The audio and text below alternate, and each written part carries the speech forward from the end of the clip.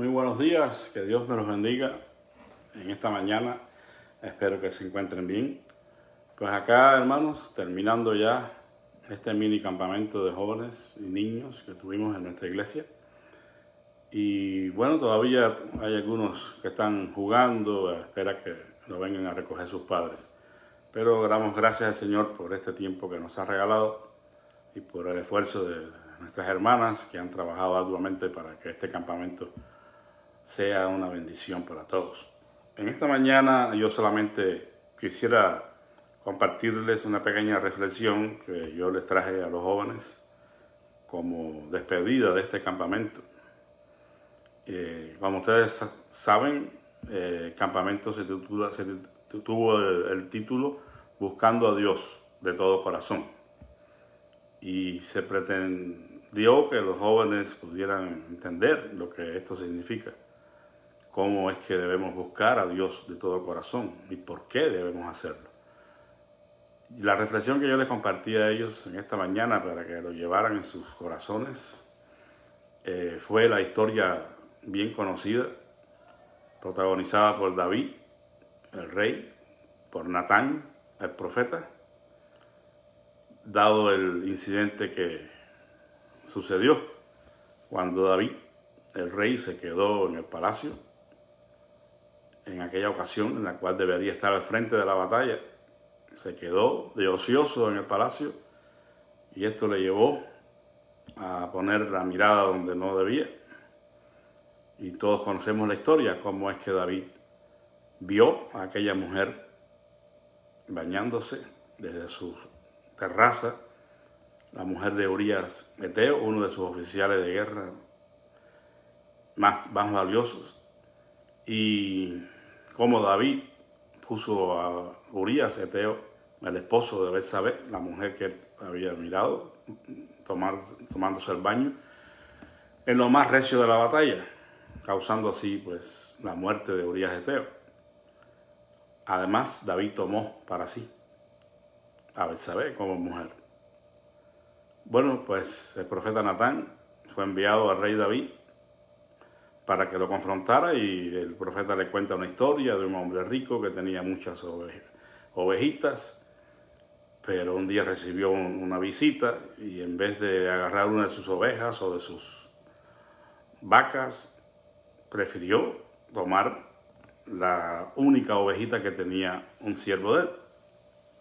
Y David, escandalizado, ¿verdad?, muy enojado, le dijo a Natán: ese hombre es digno de muerte. Y Natán le dijo: tú eres ese hombre. Y confrontó a David con la realidad de su pecado. David terminó sufriendo la muerte de ese hijo, resultado de esa relación. Y pues tuvo que llorar amargamente su pecado. El contexto del Salmo 51 es precisamente esta historia, donde Natán confronta a David.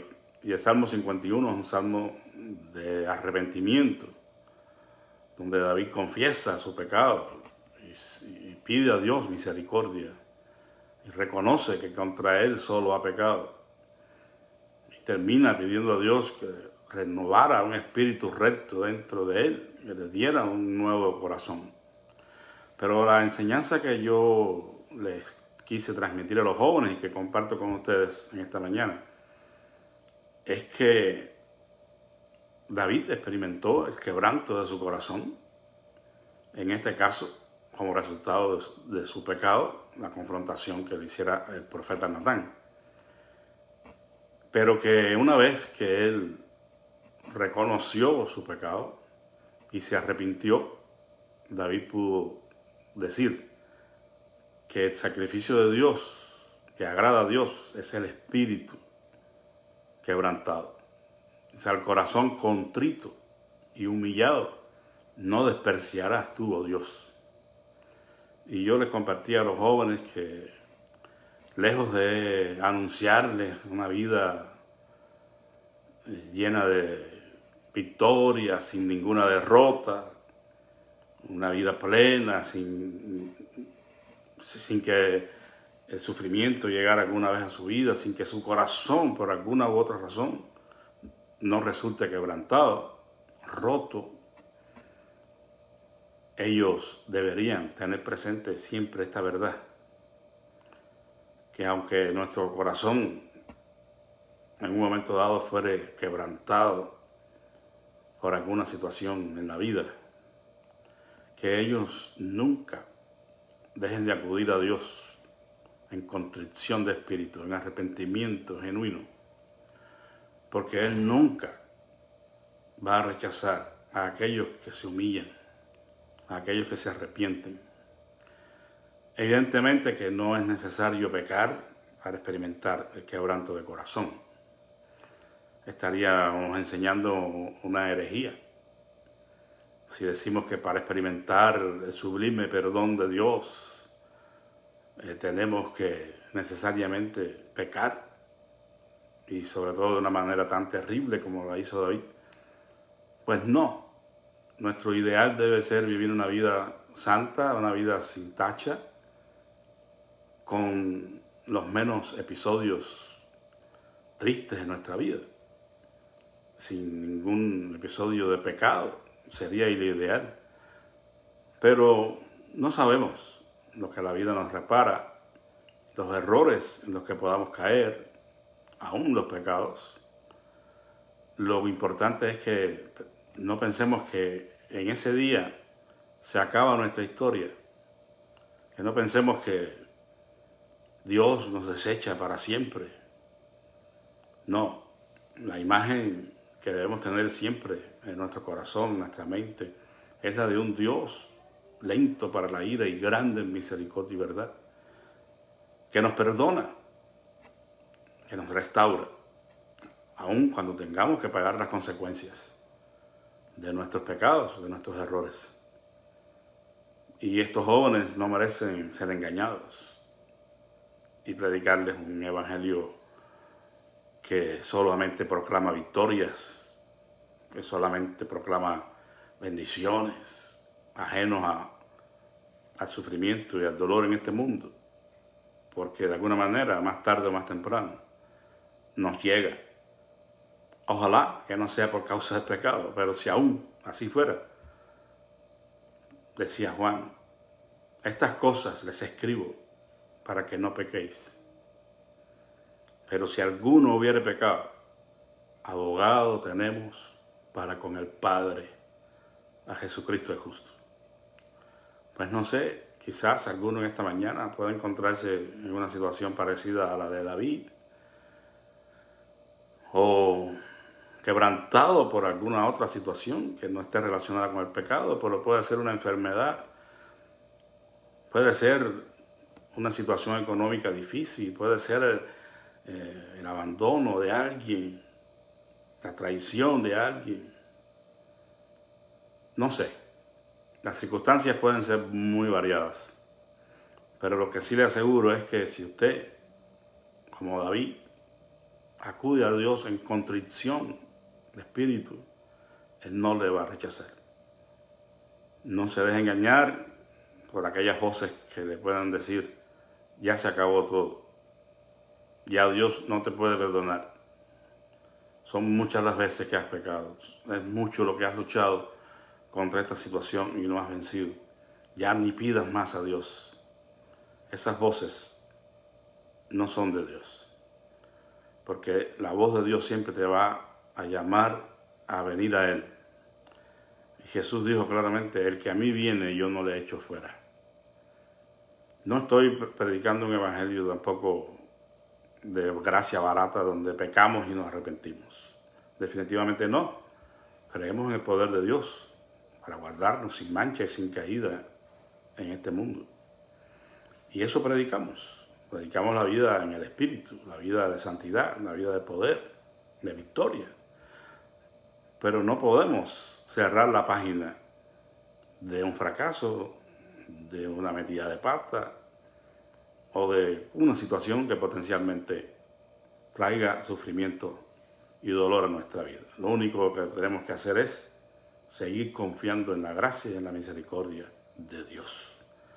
Él siempre nos recibirá con los brazos abiertos y nos brindará su perdón y su restauración. Que Dios les bendiga, que tengan un feliz día y que mañana usted haga planes para estar en la casa del Señor. Vamos a orar. Te damos gracias, Padre, por la gran bendición de haber compartido con los jóvenes en estos 2 días, para haberlos visto disfrutar de este tiempo de compañerismo cristiano, de los alimentos, de los juegos, pero también, Señor, del escuchar tu palabra. Te pido por la vida de cada uno de ellos, que ninguno de ellos se pierda, Señor, sino que prosigan creciendo en la gracia y en el conocimiento tuyo, Padre. Y si a alguno de ellos le falta una experiencia genuina de salvación, yo te ruego que tú se la des. Que ellos puedan, Señor, conocer a Jesucristo como su Señor y Salvador. Bendíceles a cada uno de ellos. Bendice a mis hermanas María, mi hermana Carla, mi hermana Mari, mi hermana Ofelia, Avi, todas estas mujeres valiosas, mi hermana Irma, Señor, que después de venir de sus vacaciones cansada todavía tuvo fuerzas, Padre, para servirte aquí, fielmente, como siempre lo ha hecho. Bendice a estas valiosas hermanas nuestras, estas mujeres que te sirven y te aman de todo corazón, Señor. Premia el esfuerzo de cada una de ellas, de los hermanos, Señor, que también apoyaron de una manera u otra. Mi hermano Abraham, mi hermano Raúl, mi hermano Félix, Señor. Gracias por estos varones que te sirven, Señor, y te aman con todo su corazón. Sigue bendiciendo a nuestra amada iglesia de sus flores. Sigue añadiendo lo que han de ser salvos y dándonos, Señor, herramientas para servirte. Hay muchos ministerios que todavía necesitan desarrollarse, Señor, y estamos rogando que tú pongas el querer como el hacer por tu buena voluntad en nuestros hermanos. Gracias, porque esperamos que pronto, si así tú lo permites, y la Junta de la Iglesia está de acuerdo, Señor, nuestra hermana Carmen Barrera se una al equipo, trabajando, Señor, en la sociedad misionera como ella siempre lo ha hecho. Mientras yo estuve aquí, Señor, cuando llegué, era la presidenta de la sociedad misionera. Bendícele grandemente, Señor, y sé con sus peticiones de oración en favor de la salud de su esposo, de su hijo. Gracias por tu fidelidad, Señor. Te lo pido todo humildemente en el nombre y por los méritos de nuestro Señor Jesucristo. Amén. Que Dios les bendiga y que la paz del Señor sea con todos. Amén.